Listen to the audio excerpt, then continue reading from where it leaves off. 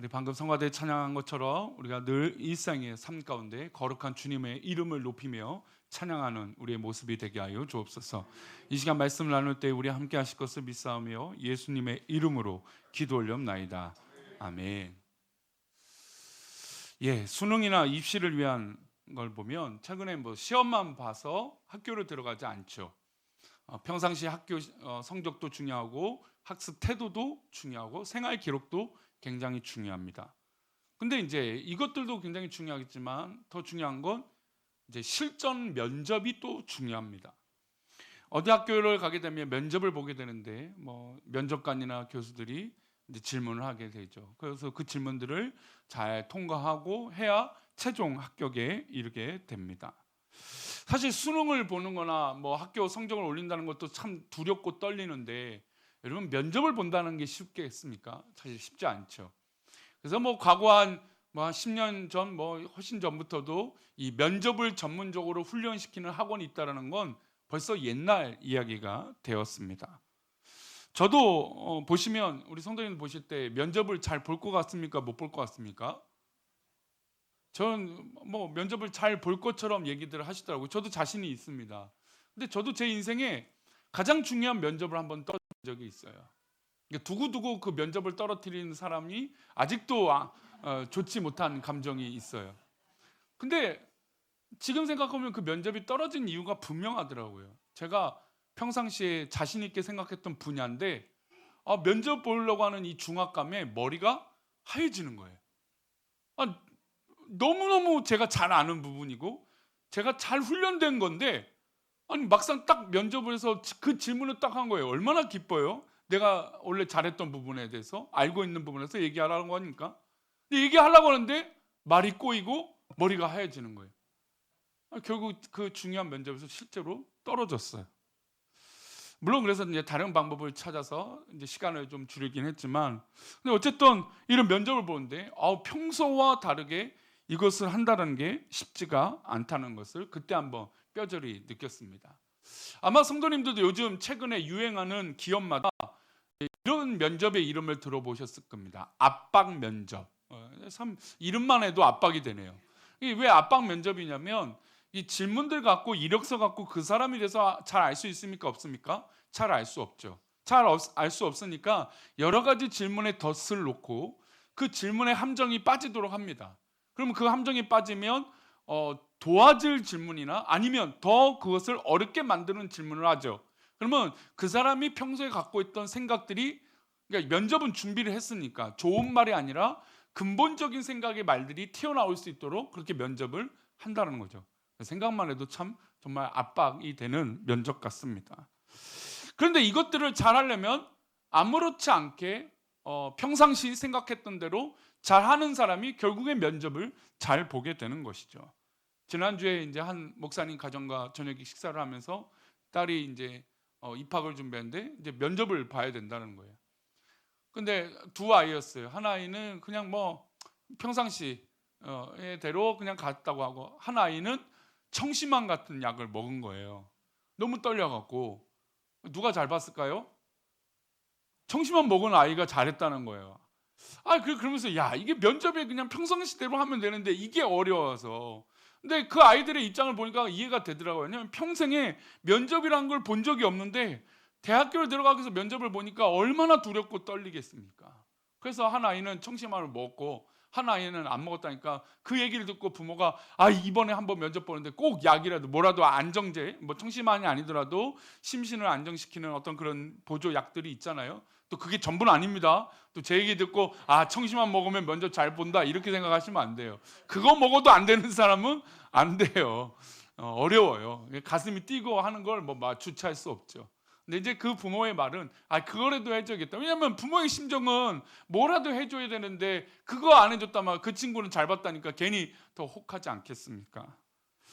최근에 지금 연일 뉴스와 지금 올림픽대로 강변북로 가면 한 프로야구 기업에서 대대적인 광고를 하고 있습니다. 십몇 년 만에 이제 결승전에 올라왔다고 해서 기업 회장님이 아예 자기의 사비를 들여서 그 응원하는 팬들에게 우비나 뭐 응원 도구를 다 무상으로 주고, 사실 이런 적이 없었거든요. 근데 그리고 고속도로를 가게 되면 큰 광고판들 있잖아요. 거기다가 자기네 팀 로고랑 해갖고 뭐 무조건 이긴다 뭐 이렇게 광고들을 하고 있더라고요. 근데 이 보통 프로 선수들은 뭐 농구나 뭐 배구는 한 3개월, 4개월 정도의 시즌을 갖고 야구는 한 6개월 정도의 시즌을 갖습니다. 프로 스포츠가 일정의 시즌들을 거쳐요. 축구도 한 6개월 이상 하죠. 근데 그냥 시즌을 마치고 나면 그렇게 경기를 끝내는 게 아니라 마지막에 포스트 시즌이라고 하는 결승 리그를 하게 됩니다. 3팀이든 5팀이든 뽑아갖고 거기서부터 순차적으로 최종 1등을 결정하게 되죠. 아니 그냥 시즌, 그 축구는 보통 시즌에 끝나면 우승자를 가리는데 다른 스포츠들은 꼭 이렇게 결승전을 한단 말이에요. 그러다 보니까 모든 언론과 팬들의 관심이 커지겠죠. 실제로 보니까 좀 전에 말씀드린 대로 뭐 응원하는 의미겠지만 얼마나 선수들, 그 경기를 뛰는 선수들은 압박감이 심하지 않겠습니까? 그런데 이 압박감이 심해서 잠을 못 이루기도 하죠. 그러면 평소 실력이 나올까 안 나올까요? 안 나오게 됩니다. 그래서 어떤 선수들은 그 전날에 뭐 그 전전날에 잠을 안 자갖고 일부러 잠 안 자서 컨디션 조절을 하려고 하는 사람도 있고, 뭐 먹는 것도 조심하고 그렇습니다. 그런데 엄청난 스포트라이트를 받고 뉴스와 언론과 모든 팬들과 관심이 있는데 당연히 중압감이 있죠. 그래서 대부분의 사람들이 평소 실력이 나올까요 안 나올까요? 평소 실력이 안 나와요. 그런데 희한하게 이런 결승전을 치르다 보면 소위 언론에서 말하는 미치는 선수가 나옵니다. 이게 뭐냐면 그렇게 엄청난 중압감이 있고 엄청난 정말 이 집중과 압박감이 있는데 그것을 아무렇지도 않게 자기 실력 100%, 120%를 발휘해서 뭐 그 경기를 지배해서 그 팀이 승리하게 된다라는 것이죠. 사실 그런 경우는 그러니까 뭐 다른 선수들은 평소에 훈련 안 했을까요? 무엇보다도 열심히 했겠죠. 다 똑같이, 아니 그 이상으로 땀을 흘렸을 겁니다. 그런데 그 마음을, 그러니까 실력과 훈련은 됐지만 그 마음을 다스리지 못해서 그 실력 발휘를 못하는 경우들이 있다라는 것이죠. 중압감에 의해서 살짝 뒤처지고 또 했던 것도 잘 안 되고 잘했던 것도 또 못하게 되고 막 이렇게 되는 거죠. 우리는 일상에 사단 마귀와 싸워야 하는 유혹들이 있습니다. 근데 이 막상 영적 싸움이 벌어졌을 때 이것을 영적 싸움이라고 선포하고 이기는 것이 쉽지 않다라는 거예요. 왜냐하면 우리가 이 싸우는 이 경험들이 많지 않기 때문에 그런 거죠. 우리가 늘상 이것은 영적 싸움이다, 이거는 정말 실전이다 라고 생각하면 신앙의 삶을 계속해서 적용하고 훈련하고 믿음으로 이겨야 되는데 평소에 잘하지 않다가 갑작스럽게 영적 승리해야지 하면 될까요 안 될까요? 잘 안 된다라는 것이죠. 마치 정말 엄청난 결승전을 치르듯이 그런 중압감과 압박감, 아니 심리적인 마음, 내 마음 때문에 이 영적 싸움을 이기지 못할 때가 있다라는 겁니다. 어떤 다툼이 일어나거나 뭐 교회에서도 뭐 저도 봉사다가도 하다 보면 여러분 뭐 큰 문제로 문제가 일어날까요? 물론 그런 것도 있지만 사실 별거 아닌 것에 싸움이 일어나고 다툼이 일어나고 마음이 안 좋아지기도 하고 속상하기도 합니다. 저도 지난주에 보니까 한번 속이 상한 적이 있는데 별거 아닌 거예요. 그냥 지나가는 말이에요. 근데 그것에 자꾸 제가 집중하고 그 마음을 자꾸 빼앗기더라는 거죠. 근데 그것을 가지고 믿음으로 선포하고 늘 이 대비되어 있고 또 이것을 왔을 때, 이런 어려움이 왔을 때 아무렇지도 않게 이길 수 있는 훈련이 되면 그냥 이길 수 있는 건데 그게 안 되다 보니까 잘 이기지 못하는 것이죠. 그래서 우리 지난주에 마귀와 사단과 싸울 때 뭘 지키는 것이 중요하다고 말씀드렸어요? 마음을 지키는 것이 중요하다. 신앙인은 이 마음을 지키는 것을 사명응, 하나님의 부르심을 지키는 것이 중요하다고 말씀을 드렸어요. 오늘 야고보서 4장 7절 말씀을 우리 세 번째 3주 동안 또 읽고 있는데요. 아마 다음 주까지 읽게 될 것 같습니다. 한 번 더 읽어볼까요? 그런즉 너희는 하나님께 복종하라. 마귀를 대적하라. 그리하면 너희를 피하라. 대적하는 것은 대결하는 것이나 싸우는 것이에요. 싸움을 이겨야 하죠.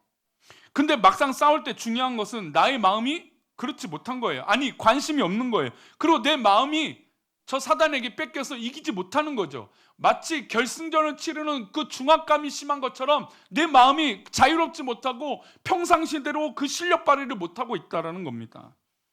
근데 여러분, 우리의 실력은 어디에 있습니까? 하나님께 복종하는 그 믿음 가운데 있다라는 거예요. 그리고 그 믿음 가지고 마귀를 대적하면 그러면 이긴다라는 것이죠.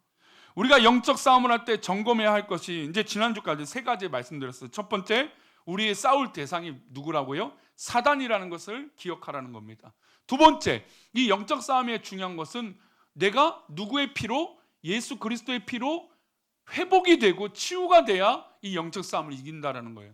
여러분, 이 예수 그리스도의 피로 말미암아 십자가의 은혜로 말미암아 내 영혼이 자유하고 기뻐해야 이길 여력이 있는 거예요.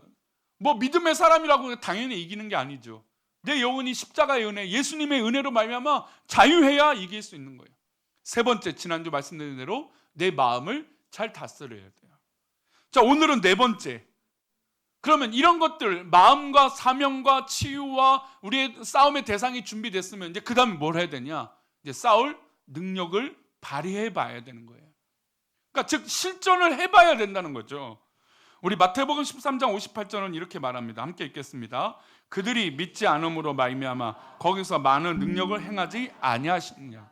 아니, 지금 제자들이 예수님께서 능력을 주고 수많은 예수님과 함께하는 그런 힘이 있는데 불구하고 그들이 뭐가 없어서 능력을 못 행해요? 믿지 않음으로 말미암아 거기서 능력을 행하지 못한다라는 거예요. 그러니까 우리가 믿음이 있고 이것을 내가 실행해 봤을 때, 영적 싸움을 실행해 봤을 때 왜 안 되는지 점검해 보고 영적 싸움을 통해서 내가 부족한 것이 무엇인지 깨달아야 돼요. 지금 이들에게 부족한 건 무엇이었습니까? 믿음이 부족했던 거예요. 그러니까 이 실전은 자기 점검을 할 수 있는 거죠. 영적 싸움을 해봐야 내가 이 약점이 이게 뭐구나, 내가 자꾸 넘어지는 것들이 무엇이구나, 내가 계속 걸려서 넘어지고 쓰러지는 것들이 뭔가 반복적인 것들을 알게 된다는 거죠. 이들에겐 믿음이 없어서 거기서 능력을 행하지 못했다는 겁니다. 이 이야기는 우리 성도들에게 각자에게 다른 것이 부족해서 이 영적 싸움을 이기지 못한다는 거예요. 제가 이제 안식월이다 보니까 사실 뭐 제가 좋아하는 운동을 한 번도 이 대회를 참여해 본 적이 없습니다. 제대로 해본 적이 없어요. 근데 안식월에 월요일에 대회가 하나 있어서 제가 한번 대회에 참여해 본 적이 있습니다. 제가 뭐 아시다시피 제가 테니스를 치니까. 근데 월요일에 대회를 가서 이제 충주에 있는 데까지 갔습니다. 아침 일찍 가서 출발해서 이 파트너와 함께 운동 시합에 참여했습니다. 자그마치 상금이 1등 상금이 1인당 40만 원이었습니다. 크죠? 그러니까 이 둘이 나눈 게 아니라 1인당 40만 원이에요. 얼마나 큽니까? 저도 이제 목표가 뭘로 갔을까요? 당연히 1등이죠. 40만 원 타겠다. 그래서 내가 오늘은 맛있는 거 아내랑 먹겠노라 막 이러면서 각오를 가지고 대회에 참여했습니다. 예선전이 펼쳐졌습니다. 64강이었어요. 그리고 32강. 아주 편안하게 예선을 통과해서 16강까지 올랐습니다. 근데 점심 먹고 16강 올라가서 이 파트너와 함께 의기양양했습니다. 이제 우리가 한 4번만 더 이기면 상금이 보인다. 이 상금 가지고 뭐 할래? 뭐 이러면서 농담도 하고 점심을 가볍게 먹고 한숨 쉬었습니다. 근데 좀 시합을 보니까 아직 예선전이 안 끝난 팀들이 있어서 좀 천천히 하는 것 같아요. 그래서 차 안에서 잠깐 쉼을 가졌습니다. 근데 갑자기 파트너가 오는데 지금 바로 우리 16강을 시작한다는 거예요. 저는 잠깐 졸고 쉬고 있었는데 아니 사실 몸을 풀어야 되잖아요. 아무리 뭐 오전에 시합을 했다도 오후에 몸을 풀어야 되는데 그러지 못하고 막 시합이 늦었다는 거예요. 그러니까 막 헐레벌떡 뛰어가서 이 대회하고 한 5분 정도 몸을 풀고 시합을 시작했습니다. 어떻게 됐을까요? 보기 좋게 깨졌습니다. 평상시 보면 이길 수 있는 상대였는데 진 거예요. 지고 나서 이제 파트너와 함께 복귀를 했죠. 이게 왜 졌을까? 첫 번째 아까 이 예상 시간을 우리가 대회를 참여를 많이 못 해보니까 이게 어떻게 되는지 모르는 거예요. 그냥 마냥 기다리고 이쯤 되면 우리들 그러니까 집행위원이나 누가 안내해 준 게 아닌데 그냥 우리가 생각해서 이 정도 쉬면 되겠다 그렇게 생각했던 거죠. 아니 대회도 참여해보지 않은 사람이 뭘 그런 걸 자기 스스로 판단했는지 모릅니다. 그리고 두 번째 제가 졌던 이유 중에 하나는 이 긴장감을 못 이겼어요. 분명히 평상시에는 이길 만한 상대였는데 아주 참패했거든요. 그러니까 보니까 이 대회 가니까 마음이 긴장돼 갖고 제가 하려고 하는 이 폼이나 자세가 나왔을까 안 나왔을까요? 전혀 안 나오는 거예요. 제가 하면서도 제 스스로 화가 났어요. 내가 왜 이러지? 몸과 마음이 따로 노는 거예요. 왜 그럴까 했더니 이것도 대회라고 몸이 긴장 안 하니까 이게 몸과 마음이 따로 놀더라는 거죠. 그리고 세 번째, 뭐가 약점이 있었냐면 체력이 안 됐어요. 그 대회에 참여하시는 분들 보니까 일주일에 뭐 거의 매일같이 운동을 하고 대회 전에는 막 2주 동안 막 러닝도 하고 뭐 해갖고 체력을 바짝 올린다는 거예요. 근데 대회는 하루에 보통 제가 뭐 1시간 정도 2시간 정도 운동을 하는데 대회는 6시간 7시간 동안 운동을 해야 되는 거예요. 그러니 체력이 준비가 안 되면 이길 수 있을까요 없을까요? 아무리 실력이 좋아도 체력이 없으면 안 된다는 거예요. 그래서 그때 깨달았어요. 내가 이게 부족하구나. 사실 뭐 운동할 때 제일 중요한 세 가지가 다 있는 거죠. 그러니까 대회를 해보니까 알더라고요. 우리 성도님들도 뭐 올해 보니까 뭐 달리기 대회 참여하신 분도 있고 뭐 3종 대회 뭐 수영하고 자전거 타고 뭐 이런 것도 해보시는 분도 있고 뭐 다양한 뭐 운동도 아마 해보신 분들이 있을 거예요. 근데 대회를 나가 보면 이게 다르다는 걸 느껴요. 물론 평상시보다 잘할 수도 있지만 대부분 이게 부족하구나라는 걸 깨닫게 되죠. 여러분, 영적 싸움이 막상 우리가 영적 싸움을 해보지 않으면 내가 부족한 걸 몰라요. 왜냐하면 예수님, 우리 하나님은 늘 완벽하게 계시니까 문제는 누구한테 있다고요? 우리한테 있잖아요.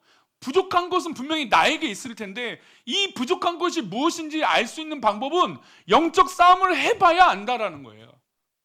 마귀와 싸워봐야, 믿음의 선택들을 해봐야 이것이 문제가 있구나, 이것이 잘못됐구나, 이것이 뭐가 부족하구나 깨달은다는 거죠. 그러고 나서 그 후에 뭐 합니까? 훈련을 하는 거죠.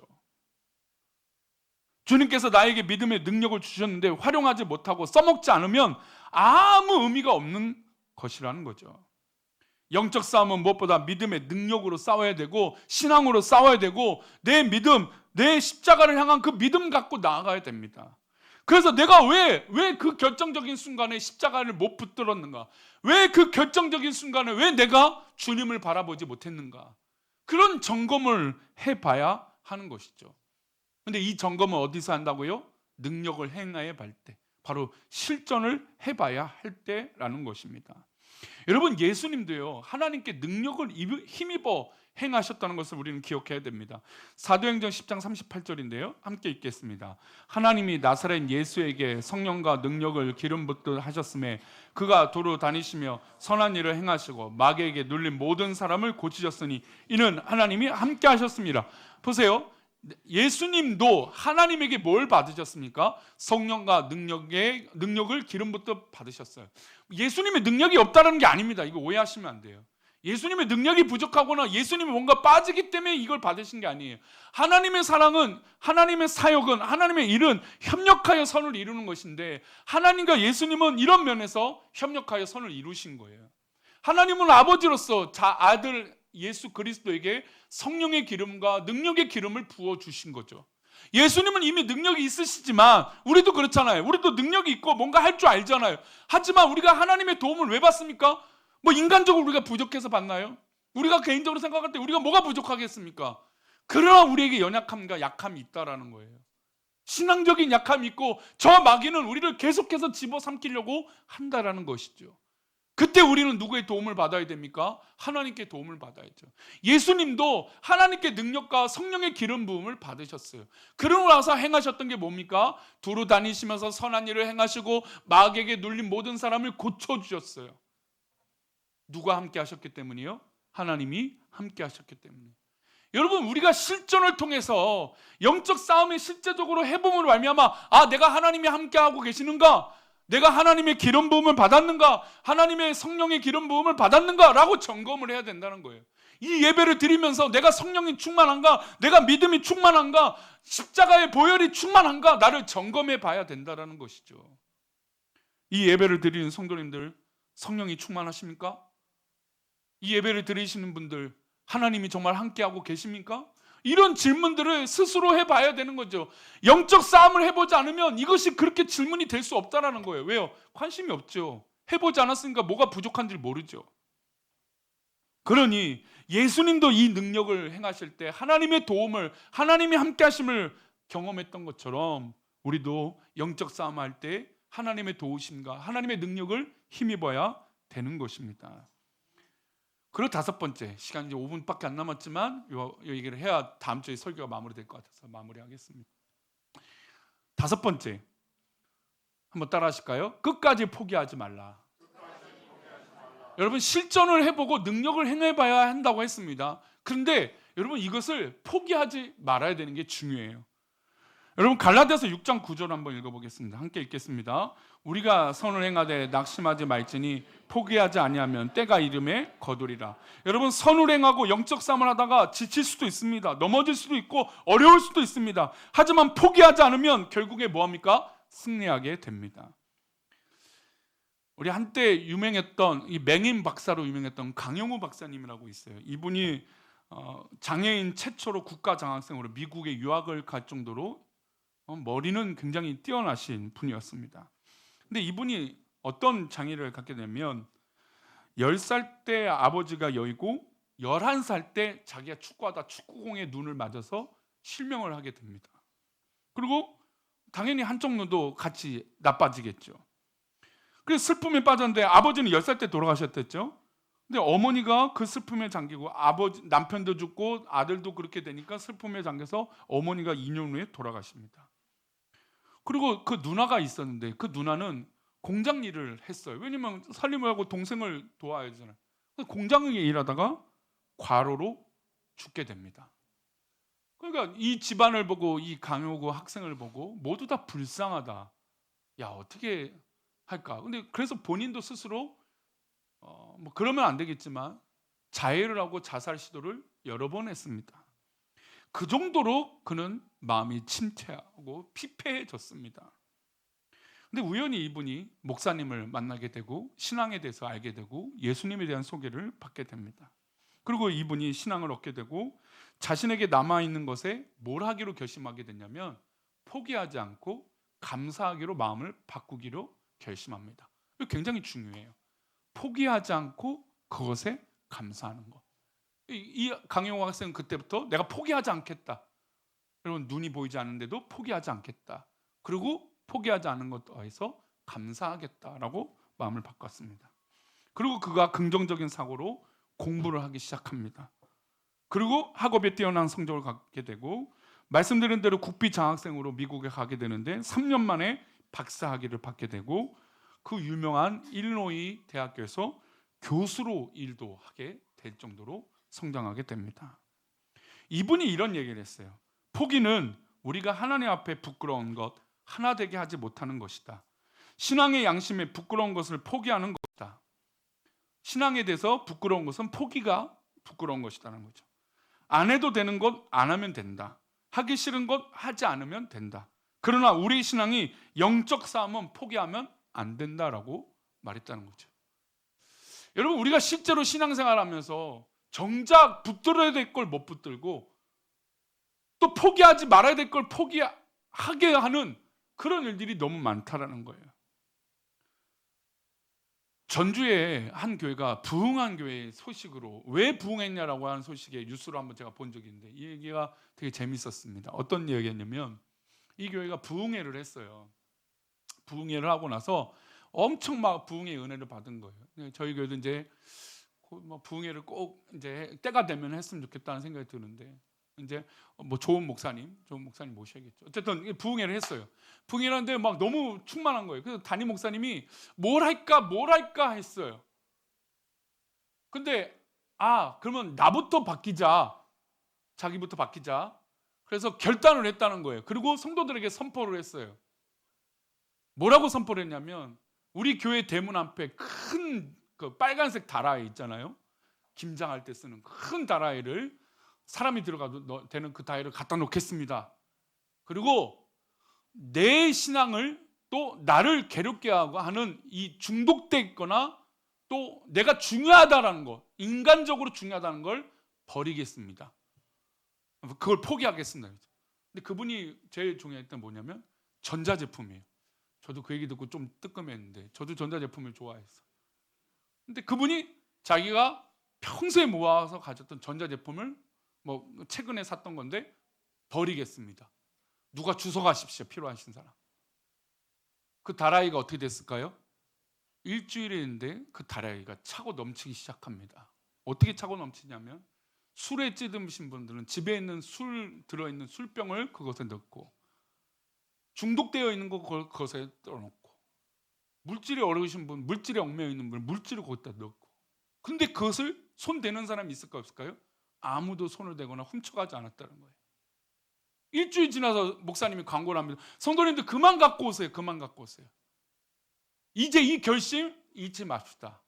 그래서 그거를 잘 포장해 놓고 그 앞에다가 팻말을 써놨다는 거예요. 포기할 것, 인간적인 것들, 포기할 것을 포기하고 믿음을 붙잡아라 이렇게 써놨다는 거죠. 여러분 우리의 신앙이 괜찮고 건강한 것 같은데 의외로 포기하지 못하는 것들이 너무나 많다라는 거예요.